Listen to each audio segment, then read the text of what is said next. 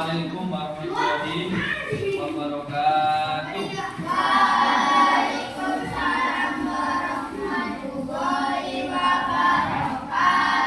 Sudah dibuka halaman 105. Tentang apa itu? Pembangunan masyarakat yang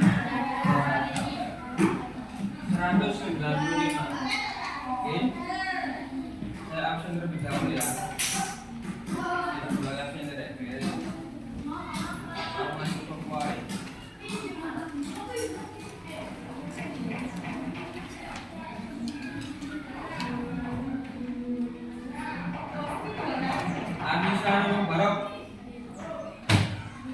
Anissa Rawadianti, Azra, Siddiq, Risa, Syari, Bis, Ivan, Maulida, Afan, Daru, Danis, Naomi, Radin, Yosi, Kak Masu, iya, Ibu Kak Masu, Safira, Maila. Oke. Suara yang gak masuk ya. Kon. Hari ini gimana kabarnya? Baik. Baik semua ya. Ada yang sakit? Apa? Sakit apa kamu? Ya, sudah. Semoga yang sakit bisa cepat disembuhkan. Allahumma amin. Ada lagi yang sakit? Siapa? Apa? Sakit apa? Ini batuk. Kon, mari kita doakan untuk semuanya, untuk anak-anak pasukan, semoga yang sakit dapat disembuhkan secepatnya. Allahumma amin. Lagi, Kon, sekarang kita belajar tentang pengertian norma, kebiasaan, dan adat istiadat dan peraturan. Sebelum saya menginjak ke materi, saya mau tanya apa yang dimaksud dengan norma itu. Sebelum yang saya masuk ke materi, apa yang dimaksud dengan norma? Kemarin saya bilang, anak kelas 4 belajarnya malam nanti belajar norma. Sudah belajar semuanya? Sudah belum? Belum. Yang sudah sekarang saya tanya, apa yang dimaksud dengan norma?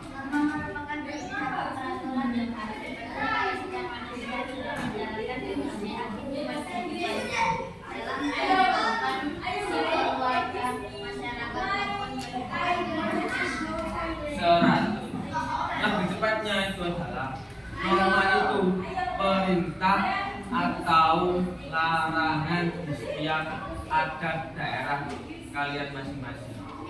Perintah. Kalau tidak ada norma, orang main hidup sendiri, main apa ya namanya ya, nggak ada peraturan. Tapi kalau ada norma di daerah kalian, insya Allah ya aman-aman saja.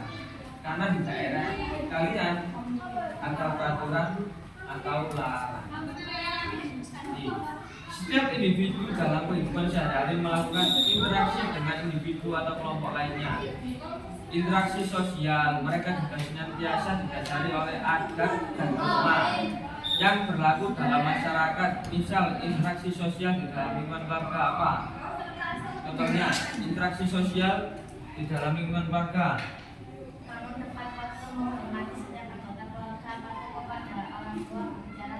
Bagus, ada Einstein ya, kasih tahu tak? Bagus itu, bagus. Lanjutnya, di lingkungan sekolah apa contohnya? Datang ke sekolah tepat waktu, memakai seragam, mengikuti upacara bendera, mengerjakan tugas tepat waktu, sopan terhadap guru, datang tepat waktu, sopan santun, mengikuti upacara dengan baik. Apalagi? Berteman, nah ini yang penting ini, berteman dengan siapapun ya, harus rukun, tidak boleh circle-circlean. Lanjut yang ketiga, lingkungan masyarakat dengan masyarakat yang menginginkan hidup aman, tentram, boleh. Karena bukti ada, kalau ada norma masyarakat itu menginginkan hidup aman, tentram, damai, tanpa gangguan. Maka bagi setiap manusia perlu menjadi pedoman bagi segala tingkah laku manusia dalam pergaulan hidup, sehingga kepentingan masing-masing dapat terpelihara dan terjamin, dan setiap anggota masyarakat mengetahui hak dan kewajiban masing-masing. Ini bahasa keren ini. Pun sekarang saya tanya, ada berapa sih norma itu? Apa aja? Yang pertama norma apa? Yang pertama sih norma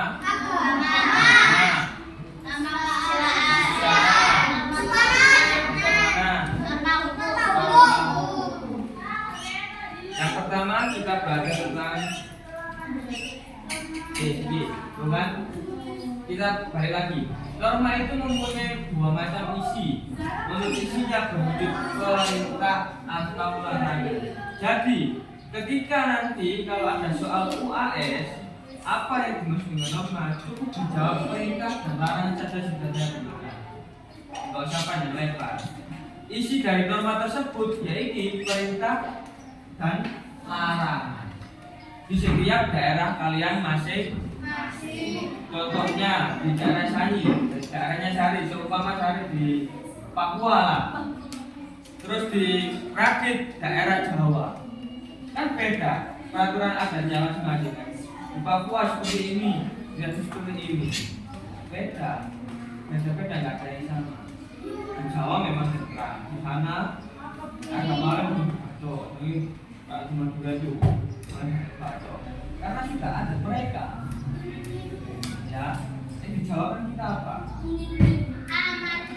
Aman, soalnya kita berpegang itu pada Bon, ini. Kita ya. Yang pertama norma apa ini? Norma agama. Ini norma agama deh.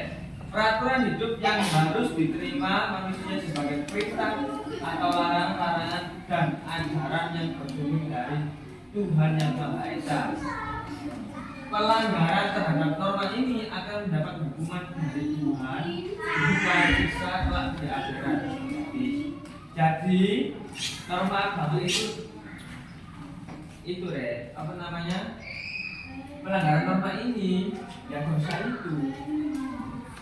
Contoh apa? Contohnya kecil aja, kalian tidak sholat, termasuk melanggar norma agama enggak? Terus kamu ini aja nih, membunuh orang, dosa enggak? Dosa, sangat besar ya. Memfitnah orang, ayo. Dosa, terus. Ya, mencuri, terus patuh kepada kalau nggak patuh, itu dosa ya. Oh ya kan, kamu nggak patuh orang tua kan termasuk melanggar norma agama. Ya, iya kan? Kamu nggak patuh, kamu minta orang tua, kamu nyuruh itu melanggar norma agama.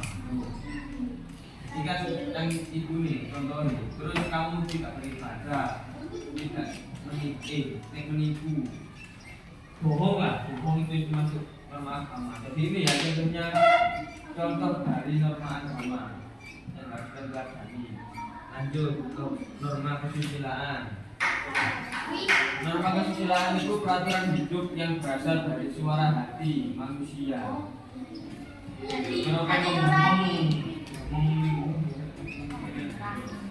Pelanggaran norma kesusilaan ialah pelanggaran perasaan yang berakibat salah. Contohnya apa, Re? Ayo. Terus, norma kesusilaan ini bersifat umum atau universal, dapat diterima oleh seluruh umat manusia. Contoh norma ini diantaranya, ini contohnya keempat. Saya kasih 4 kemarin. Kamu tidak boleh mencuri orang lain. Kedua, kamu harus berlaku jujur. Kamu harus berbuat baik terhadap sesama manusia. Kamu dilarang membunuh sesama manusia. Ini termasuk norma kesusilaan. Yang terakhir adalah saya tambahin, ngebully. Membuli itu termasuk melanggar norma kesusilaan, sangat berat. Ya, membuli itu termasuk norma kesusilaan dan pelanggaran yang sangat berat sekarang. Paham ya? Paham ya? Jadi nggak perlu ya, saya tahu dulu kan. Lanjut. Norma kesopanan. Norma yang timbul dan diadakan oleh masyarakat itu sendiri untuk mengatur pergaulan sehingga masing-masing anggota masyarakat saling hormat menghormati. Akibat dari pelanggaran terhadap norma ini ialah dicela sesama. Ada yang gini, ya. Contohnya gini, ketika pada malam hari kan waktunya tidur bagi orang-orang kan, nggak kalau terus kan menjaga itu ya nggak apa-apa. Nah, contohnya gini, ada pemuda waktu malam hari kan apa namanya, waktunya orang beristirahat kan malam itu jam 9 ke atas, katakanlah jam 12 lah, jam 12 malam pemuda itu diwali yang kalah pakai sepeda pro kondisi ya aku mengganggu nggak? Tapi melanggar nilai kesopanan nggak? Ngumpul ada yang gitu dari rumahmu. Ya, norma kesopanan sering disebut sopan santun atau tata krama atau istiadat. Berarti norma kesopanan di sopan santun. Nek kan nggak sopan santun berarti kan itu nggak yang melanggar norma kesopanan. Bisa mengerti? Bisa. Oh, lanjut. Norma hukum peraturan yang timbul dan dibuat oleh lembaga kekuasaan negara atau pemerintahan ya. Sumbernya bisa berupa peraturan perundang-undangan. Keistimewaan norma hukum terletak pada sifatnya yang memaksa. Sanksinya berupa ancaman hukuman, penataan dan sanksi terhadap pelanggaran peraturan itu bersifat Deuteronom. Artinya dapat dipaksanakan oleh kekuasaan dari luar. Sekali enggak? Ya jadi apa sekali? Saya sama. Patuan sih. Iya. Oh ya, kawan-kawan ya. Iya. Sip. Ngapain nenek? Iya. Berlanjut. Contoh dari norma hukum yang pertama, dengarkan. 1. Barang siapa yang sengaja menghilangkan jiwa atau nyawa orang lain dihukum karena membunuh dengan hukuman setinggi-tingginya 15 tahun penjara atau hukuman mati atau hukuman penjara seumur hidup. Karena apa? Karena menghilangkan nyawa seseorang. Kedua, orang yang ingkar janji suatu perikatan yang telah diadakan tiba-tiba menghati kemudian misalnya contohnya gini, di contoh ini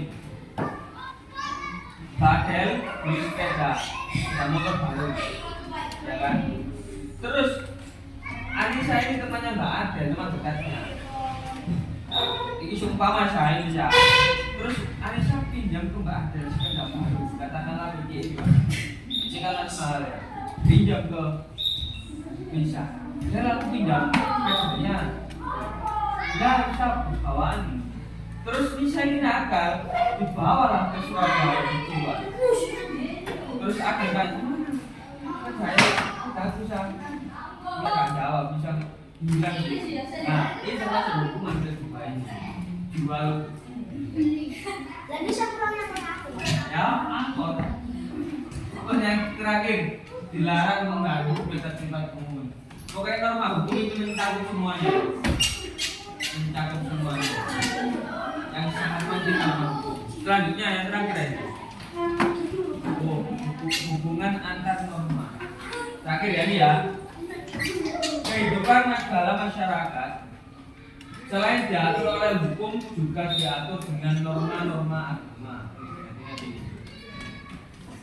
Norma kesusilaan, norma kesopanan, serta kaidah-kaidah lainnya. Kaidah sosial itu mengikat dalam arti dibagi oleh anggota masyarakat di mana kaidah itu berlaku. Hubungan antara norma dan kaidah sosial lainnya itu saling mengisi. Artinya kaidah sosial mengatur kehidupan manusia dalam hukum. Di sini antara norma Dan sekarang apa? Nanti tulis ya.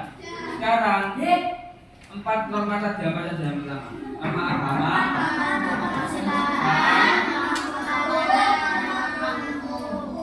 Empat norma ini kasih contoh satu di daerah kalian. Contoh pelanggaran norma 4 ini ada hukum, kesopanan, kesusilaan, agama. Cari satu contoh kalian kerjakan. Nanti saya tanya. Oke? Satu contoh saja. Satu contoh. Masing-masing satu. Apa? Apa?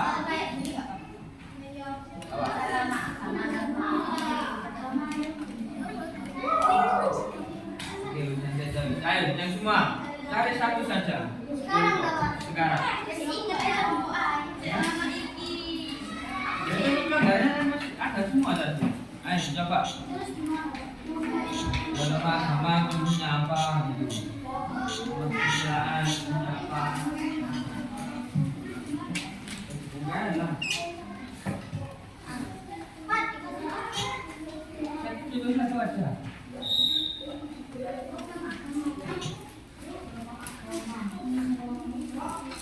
Sudah?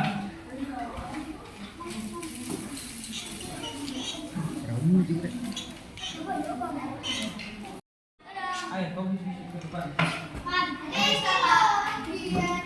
Bon, sekarang siapa yang kasih contoh ke dia? Kasih contoh norma apa yang melanggar norma agama?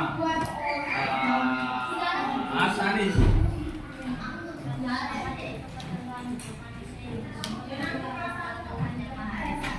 Contohnya yang melanggar norma agama. Ini kan berbohong. Oke, benar. Terus kasih contoh masih norma kesusilaan. Apa yang melanggar norma kesusilaan? Apa? Oke, benar. Yang ketiga, Mas Garis. Apa contoh yang melanggar norma hukum? Wakil ya, yang wakil. Terus Nadif. Satu terus.